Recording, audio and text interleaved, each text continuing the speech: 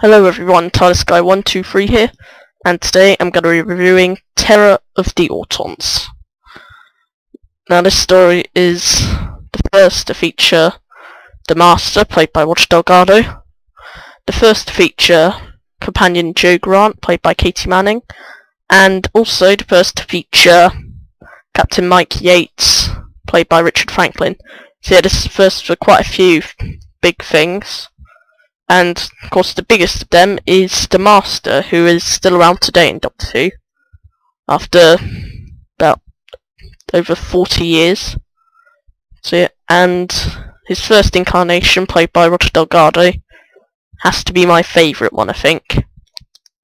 He's got something that all the other actors don't have. Not that I'm saying they're bad in the role. I mean, I do quite like a lot of the other Masters, especially Peter Pratt, but Roger Delgado is my favourite, and I think he's quite a few other people's favourite as well. And yeah, so in this story, he is helping the Autons, last seen in Spearhead from Space, to take over the Earth using plastic daffodils, which basically spray a not sure what to call it really. Spray plastic over their mouth and nose so that they can't breathe and they die. So they plan to do that over London, and so that I think it's 45, a big amount of people.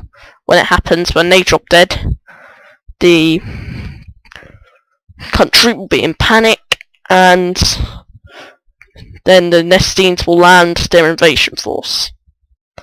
So it's a basic setup, and I think that main plot with the Master and whatnot, the villains, it doesn't take up much of the episode. The main bit of the episode is really the Master trying to kill the Doctor, which he tries several times.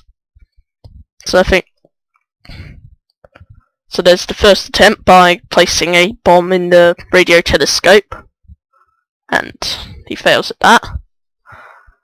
And then his second attempt is to hypnotise Jo Grant, send her back to unit, and then she opens this bomb, but the Doctor throws it out the window, so that attempt fails. Then the Doctor goes to the circus, where one of the people who works at the radio telescope is hypnotised and basically plans to kill the Doctor with a grenade, but unfortunately the hypnosis, unfortunately for the Master, the hypnosis goes a bit wrong and he goes out of it, tries to get rid of the bomb and dies himself. So the Doctor's still alive after that, and so then he disguises himself as a telephone engineer, changes the telephone cords that it could be activated by the Nestene consciousness, phones the Doctor, sends a what's it called, radio command thing down the line, and then the wire attacks the Doctor, and the Brigadier comes in and saves him and cuts his connection. Ha ha ha. Then finally the Master simply gets up and goes to Unit HQ to use his tissue compressor eliminator on him. But basically they talk and whatnot, and well, the Doctor talks his way out of it. They get taken to, he and Joe get taken by the Master to the Autons little mobile van thing, and in there they they escape that, and then this big battle at the radio telescope. The Master activates the portal for the Nestenes to come in or something like that, and well, the Doctor says if they come through, they'll kill you as well as us. So the Master helps defeat them, and then he drives off in his van and escapes. So that's basically the story in a nutshell. As you can tell, it's mainly the Master trying to kill the Doctor, I think, which which is quite interesting.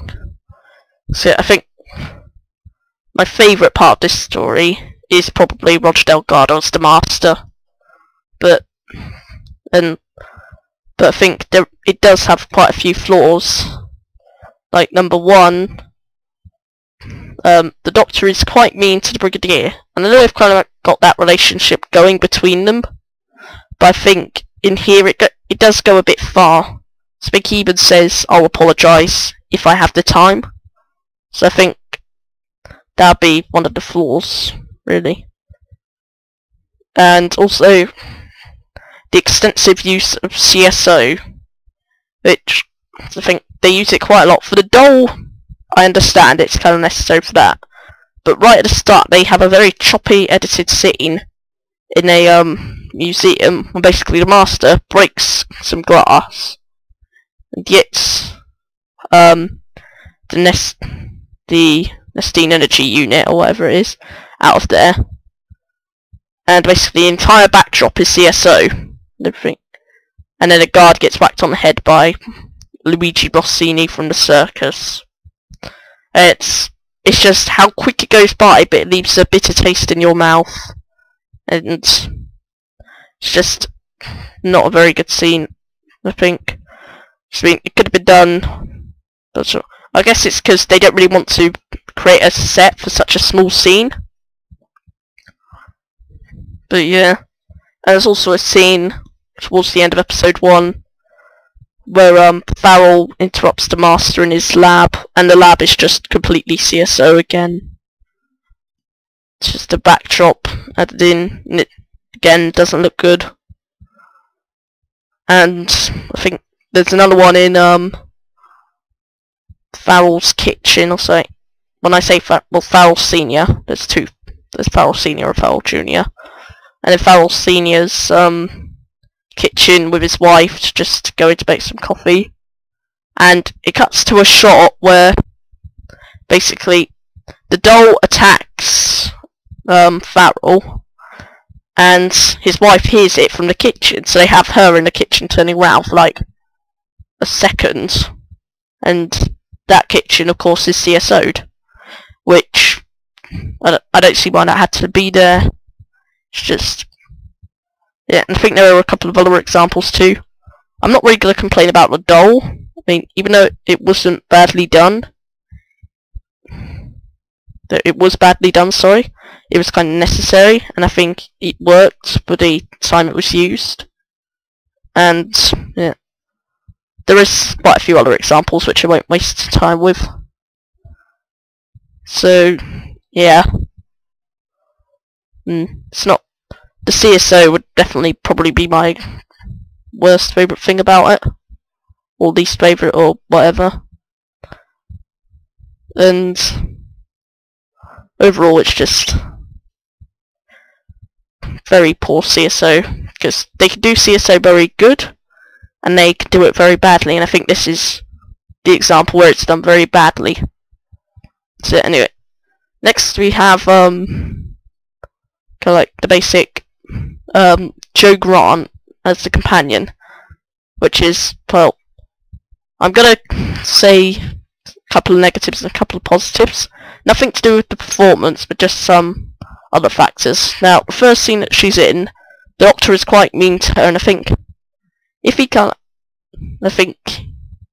I know it's always meant to be in a playful way, I guess. Not playful, but it's not really kind of like something the Doctor's being really mean to her on purpose. It's just the way he is, but it just makes the Doctor seem like a not very nice character and whatnot. And yeah, that's quite badly done. But Joe was very good in that scene. Katie Manning kind of like portrays such an innocence with her character. But all Joe's character, again, not to do with the performance or anything, is that in the first story she's treated as if she's been there for ages. It's not kind of like treated as this is her first story. There are a couple of scenes towards the start of the first episode, but after that it's completely settled in and whatnot. There's no real that much bad about it. Not bad. really that much distracting about it or anything. It's just she's there, and that's it. And when she gets hypnotized, it's like, how does the Doctor know she's not just simply a traitor? And I mean, because she's only been there for a while, so she could easily have been planted there by the Master or something. And I think the Doctor comes up with an excuse like she was acting like someone who's not hypnotized. And obviously afterwards, she was hypnotized, but before that he didn't know it was a bomb and whatnot, and I don't know, it's just a bit of a mess really. Now I could be complaining over nothing after all, but yeah. Now the pacing of these episodes, it does fly by, I think. I mean, despite the flaws I pointed out, I do quite enjoy this episode. I think the action scenes towards the end are very well done. And there's no real bad actors in this. I think horrible about the episode in acting terms. So yeah, overall I think I'll give this episode a 7 out of 10. So it's not great. It's got quite a couple of poorly done parts, but on the whole it's enjoyable, and I think that's probably the most important thing when you're making a Doctor Who episode. So yeah, thanks for watching this review of Terror of the Autons. Hope you enjoyed.